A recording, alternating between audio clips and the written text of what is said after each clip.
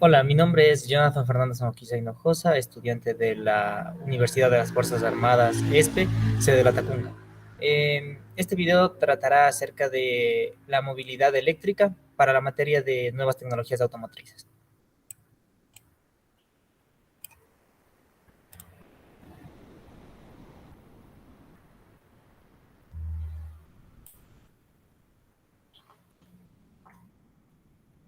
Vehículos eléctricos. Para los temas que veremos a continuación tenemos la introducción, la parte de motores, convertidor, inversor, baterías y la parte de carga o infraestructura de carga. Ya.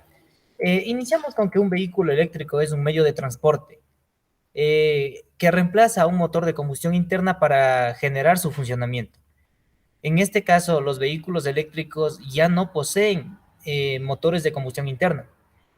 Eh, Aunque no es tan reciente su aparición, los avances tecnológicos permiten que su producción sea mayor, así como la mejora de sus características, tales como la parte de su autonomía principalmente. Su enfoque se centra en el reemplazo de los combustibles convencionales. A través de esto se prevé tener una mejor calidad de vida al disminuir la contaminación que es liberada hacia la atmósfera. Los vehículos eléctricos, si bien no son en su totalidad ecológicos, sí reducen en su gran mayoría el impacto ambiental, debido a que estos utilizan corriente eléctrica de la red doméstica para su funcionamiento a través de las baterías. Por ende, ya no tenemos gases nocivos que contaminan el medio ambiente que salen a través del tubo de escape. El primer coche eléctrico fue desarrollado en 1890 por William Morrison. Este vehículo consistía en un vagón de 6 pasajeros capaz de alcanzar una velocidad de 14 millas por hora, es decir, aproximadamente unos 22.5 kilómetros por hora. Esta cifra es sorprendente debido a que 22.5 kilómetros por hora ahora en la actualidad, no, esta velocidad no es para nada comparable con los vehículos de hoy en día. Es por esto que las mejoras tecnológicas han permitido que estos vehículos comiencen a ganar mercado en la actualidad. Tenemos las compañías principalmente como Tesla, Nissan, Toyota y entre otras que comienzan a sumarse a este cambio por la búsqueda de vehículos que sean propulsados por nuevos combustibles, que ya no se utilicen los combustibles convencionales que son extraídos, que son derivados del petróleo principalmente. La configuración de un vehículo eléctrico. Tenemos que para un vehículo eléctrico principal, su batería. Posterior a este tenemos un inversor. Luego tenemos un motor eléctrico. Posterior tenemos, bueno, la transmisión y por último las ruedas. Además, para cargar las baterías se necesita otra parte que es la parte del convertidor. Ya. Entonces, a continuación hablaremos acerca de las partes principales de la infraestructura de un vehículo eléctrico. Tenemos como punto principal el motor. Posterior a este hablaremos sobre el inversor, el convertidor, la batería o baterías y la parte de la infraestructura de carga. Los motores. Para los vehículos eléctricos se han desarrollado a lo largo de los avances y las mejoras tecnológicas distintos motores, distintas alternativas que van mejorando sus características poco a poco. Uno de los principales y propuestos por la marca Renault es el motor asíncrono. Este tipo de motor de corriente alterna también es conocido como un motor de inducción. Es decir, este utiliza la corriente alterna para trabajar, más no la corriente directa. Tenemos entendido que la corriente alterna tiene un mejor aprovecho para poder generar trabajo. A nivel mecánico, su gran diferencia respecto al resto es de que el giro del rotor no se produce a la misma velocidad que el campo magnético producido por el estator.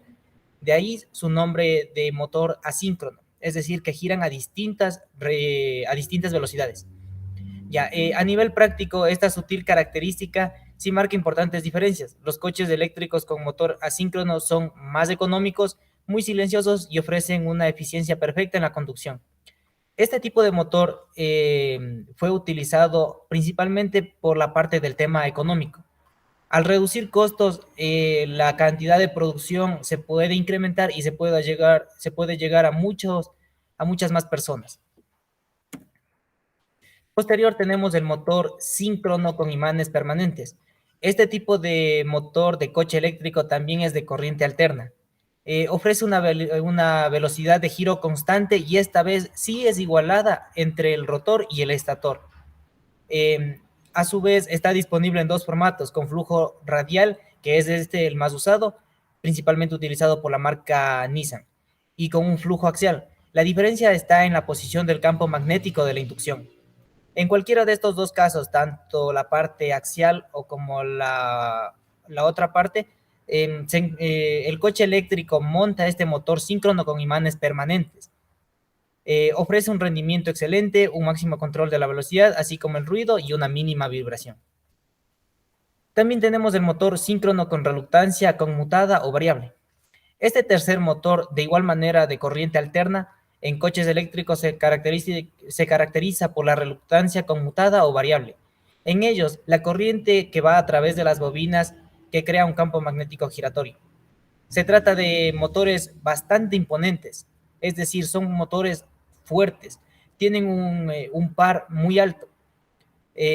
No obstante, no son muy económicos y no ofrecen una gran potencia.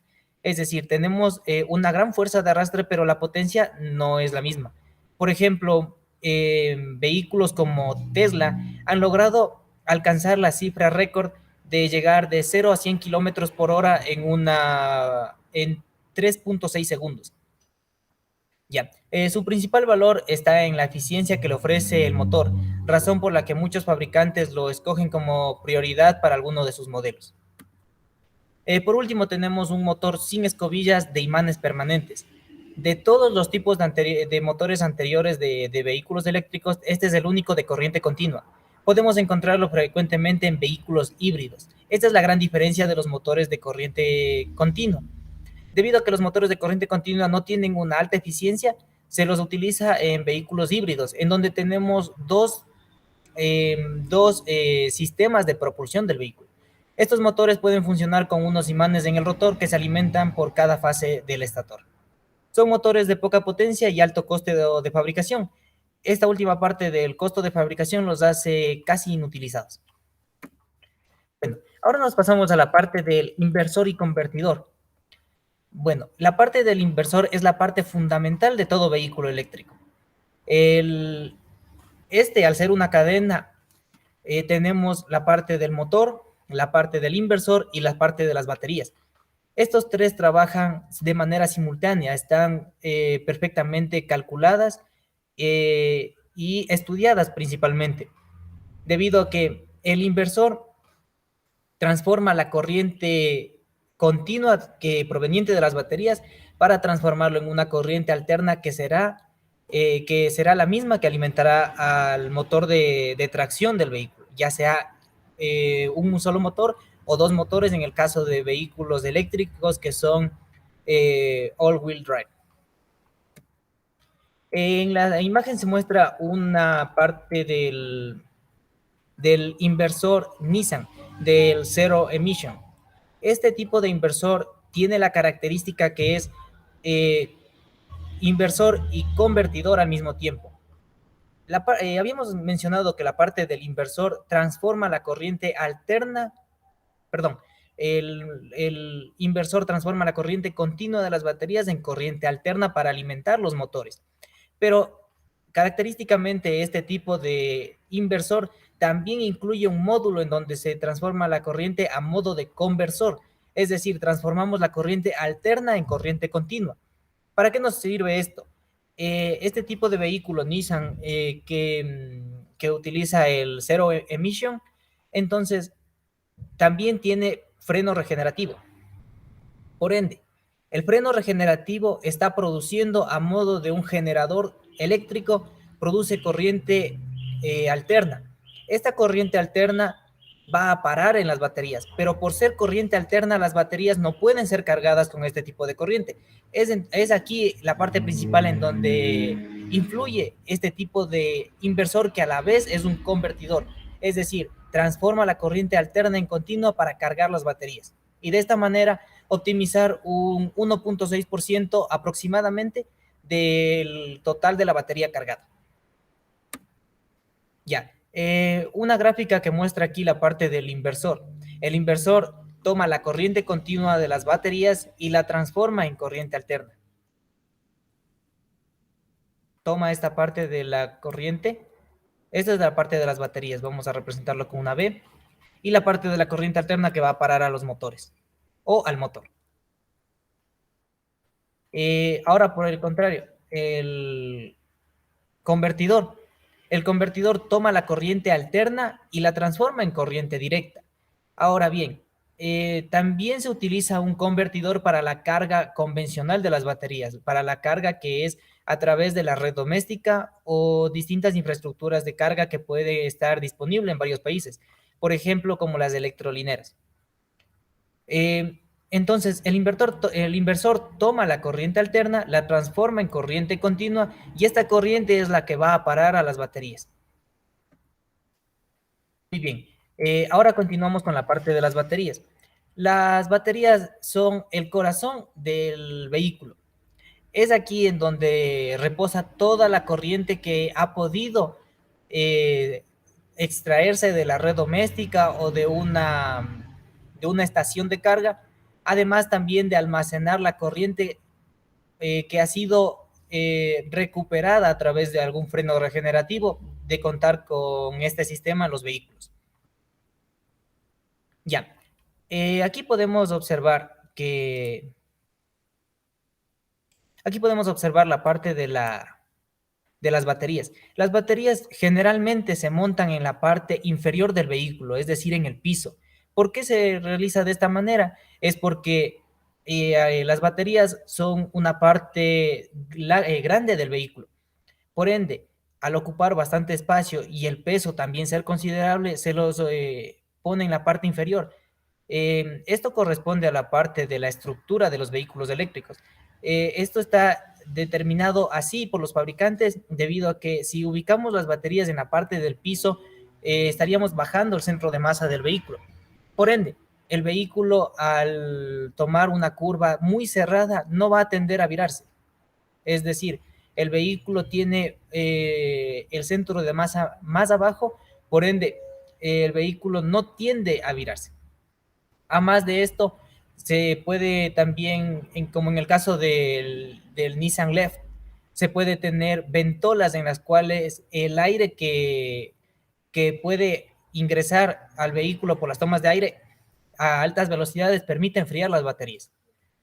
Hay que tomar en cuenta que como todo proceso químico, el motor absorbe un 80 a 90% incluso de la capacidad de las baterías. El resto se lo pierde en forma de calor. Pero claro, al compararlo esto contra un motor térmico, ya sea de ciclo Otto o de ciclo diésel, estamos hablando de una gran ventaja. Tenemos de que los vehículos eléctricos tienen una eficiencia de hasta un 80 a 90%, mientras que vehículos a gasolina aún no llegan ni siquiera al 20%, y en el caso de los motores diésel tenemos en un aproximado de 28 a 30%. Ya, en esta parte también tenemos el esquema. Tenemos la batería de tracción, el inversor bidireccional, el inversor unidireccional, el cargador a bordo, el inversor bidireccional, el motor generador, la transmisión y las ruedas. La batería de tracción lo que hace es enviar la corriente continua hacia hacia el inversor. De esta manera se transforma la corriente continua en una corriente alterna que alimentará al motor o generador. Posteriormente, este irá a parar a las ruedas. Pero claro, también tenemos que analizarlo desde otro punto. En este esquema no se está representando la parte de un freno regenerativo. Es por eso de que aquí se aparece una parte del inversor bidireccional, pero no estaba especificado. Es decir, también el motor generador puede producir una corriente alterna que va a parar hacia el inversor y por ende este irá a parar hacia las baterías. Bueno, también tenemos la parte del cargador a bordo. El cargador a bordo lo que hace es conectarse a la red doméstica o a algún sistema de carga para de esa manera transformar la corriente AC, es decir, corriente alterna, en corriente directa y esta va a parar hacia las baterías. Ya, las generalidades. Un vehículo eléctrico utiliza una batería para almacenar la energía eléctrica y que ésta esté lista para utilizarse. Una vez que la batería tiene la suficiente energía almacenada, el vehículo está listo para usarse. La tecnología de la batería ha mejorado enormemente en los últimos años. Es esto lo que ha hecho posible que los vehículos eléctricos se vuelvan más comerciales y comiencen a llamar la atención de las personas. Las baterías de los vehículos eléctricos actuales están basadas en su composición de litio. Estos tienen una tasa de descarga muy baja. Esto significa que un vehículo eléctrico no debería perder la carga sin conducirse durante unos días e incluso semanas. También tenemos otra parte interesante, la capacidad de las baterías. Su capacidad de energía normalmente se mide en kilovatios hora o kilowatts, lo que denota el almacenamiento de la energía durante un tiempo específico. La parte de la capacidad de la batería de igual manera. Elegir un vehículo eléctrico con una clasificación de kilowatts más alta es como comprarse un vehículo que viene con un tanque de gasolina más grande. Es decir, unas baterías que tengan muchos más kilovatios hora nos va a permitir recorrer muchos más kilómetros o muchas más millas. Pero hay que tener en cuenta que debido a la forma en la que funcionan los vehículos eléctricos, nunca se va a tener un acceso a la capacidad total de la batería. Esto se debe a que el sistema de gestión del automóvil evita que la carga se llene completamente o se descargue del 100%. Esto se lo estudia a través de los ciclos de carga. El ciclo de carga comprende entre el mínimo y el máximo que puede estar la batería. Es decir, si la batería, por ejemplo, si nosotros lo cargamos a un 80% de la batería y lo dejamos que llegue al 0%, estaríamos hablando de que se acaba o se culminó un ciclo de la batería.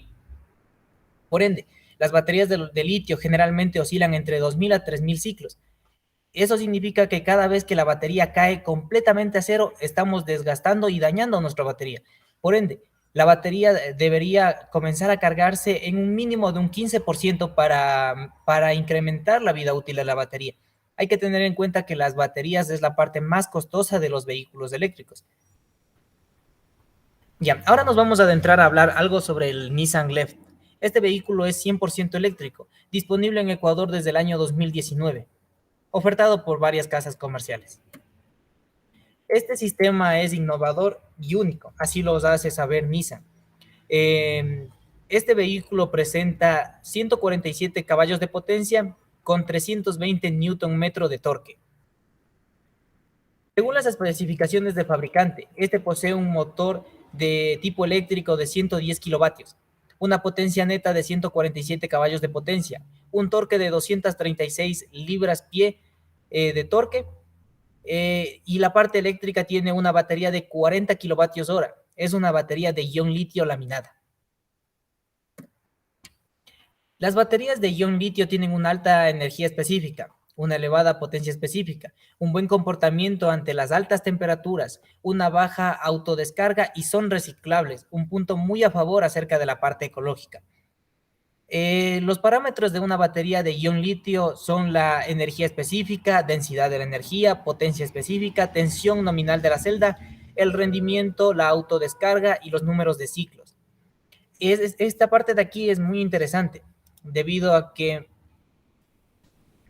aquí nos habla acerca del rendimiento. El rendimiento tiene acerca de un 90%. La autodescarga es muy baja, es decir, un 10% al mes. Es decir, el vehículo puede estar tranquilamente estacionado sin utilizarse y la batería no va a tener por qué descargarse de una manera completa. Los números de ciclos incrementan o son mayores de 1000 ciclos. Un tiempo de recarga de 2 a 3 horas. Ya, las especificaciones de la batería del Nissan Leaf. La batería del Nissan Leaf de 40 kilovatios cuenta en su interior con 192 celdas, las mismas que las de 30 kilovatios de la versión anterior. Sin embargo, su densidad de la energía volumétrica y gravimétrica ha aumentado significativamente de 460 vatios sobre litros y 224 vatios sobre kilogramos. Es una parte del análisis del voltaje contra la descarga o la capacidad de descarga de las baterías. Ahora bien, vamos a analizar tres versiones de este mismo Nissan Leaf totalmente eléctrico. Vamos a analizar la parte del año 2010, año 2012 y año 2017 mismo que se acaba de presentar la ficha técnica. Según el desmontaje de la parte del Nissan Leaf, tenemos que para el año 2010 la capacidad total de la batería era de 24 kilovatios hora. Para el año 2012 era de 30 kilovatios hora y para el año 2017, ofertado en el Ecuador para el año 2019, entonces teníamos una capacidad total de 40 kilovatios hora.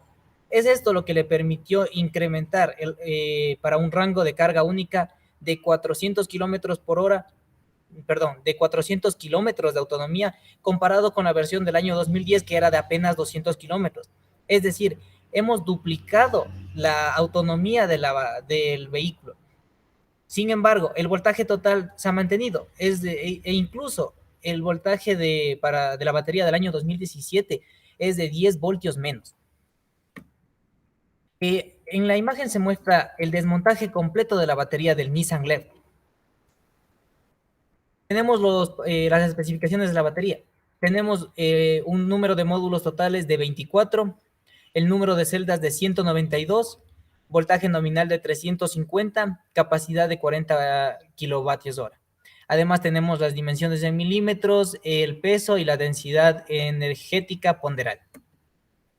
La batería del Nissan Leaf se ha montado bajo el suelo desde la primera generación, tanto de 2012, 2010 y 2017.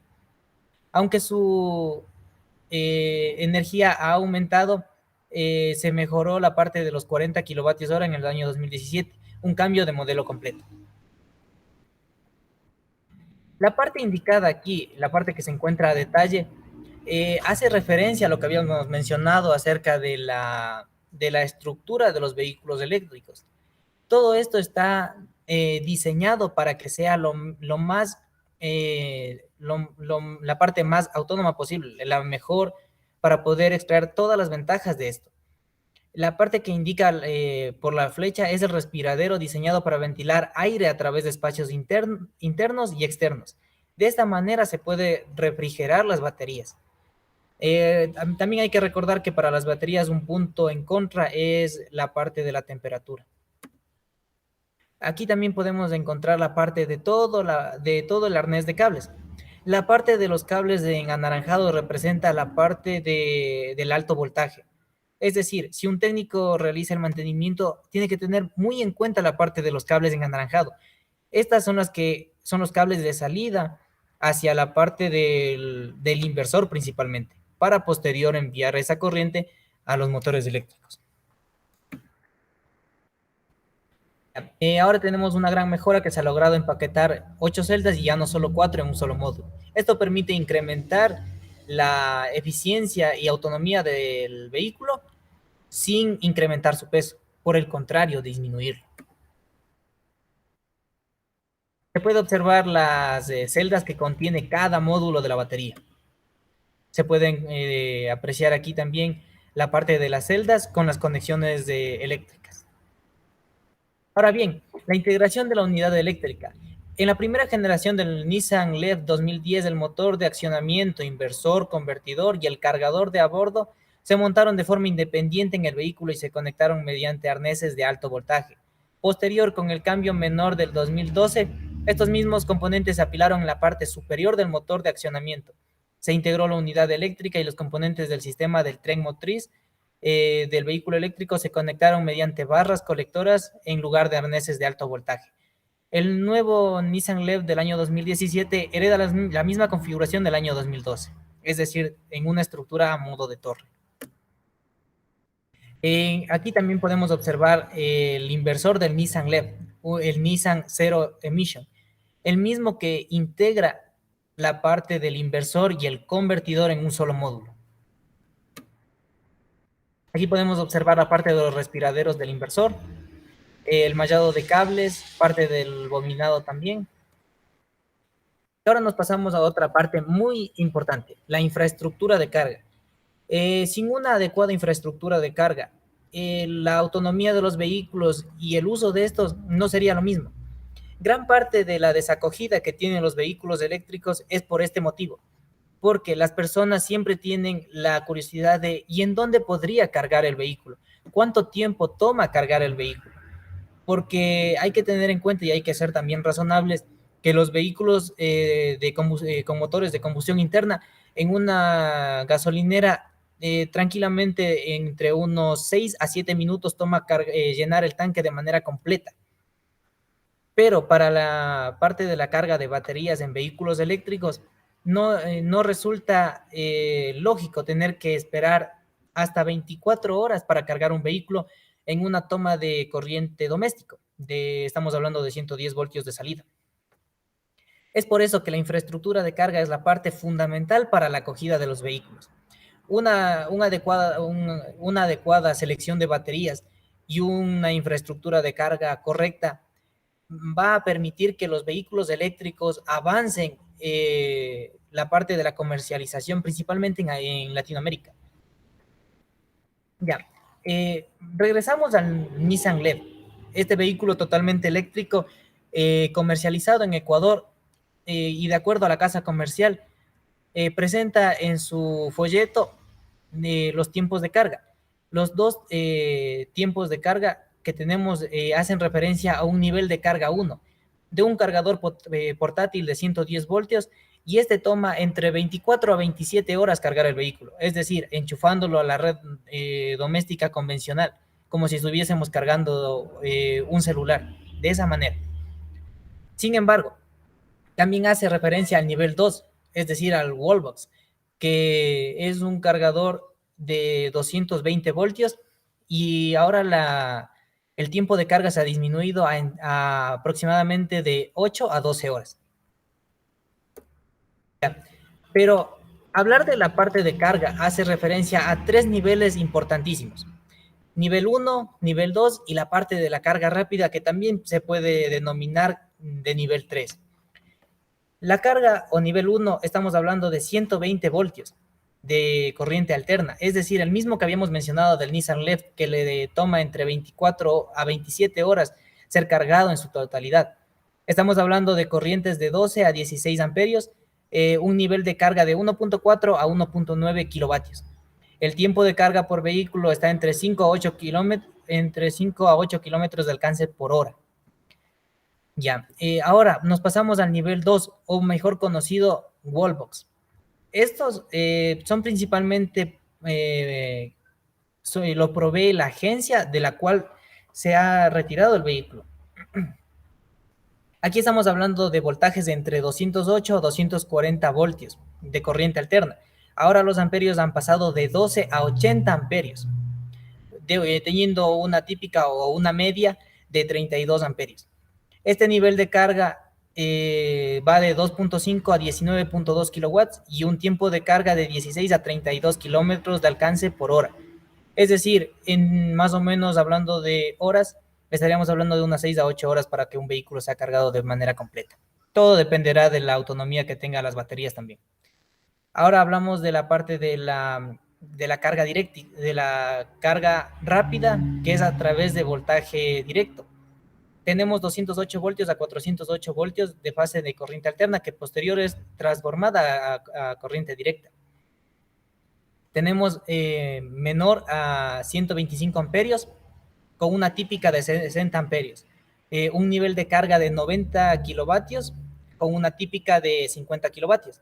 Además, su tiempo de carga por vehículo es un 80% de carga, es decir, estamos hablando de entre 20 a 30 minutos, pero con una carga de solo hasta el 80%, no se puede cargar más. De lo contrario, estaríamos perjudicando las baterías.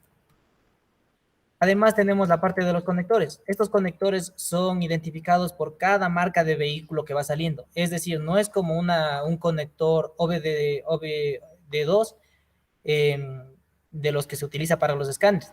Este ya es distinto para cada marca. Es por eso que no se va a poder cargar un vehículo Nissan con un cargador de un vehículo Tesla. Eso es imposible. Hasta aquí la exposición del día de hoy. Espero que esta información resulte de su agrado. Muchas gracias.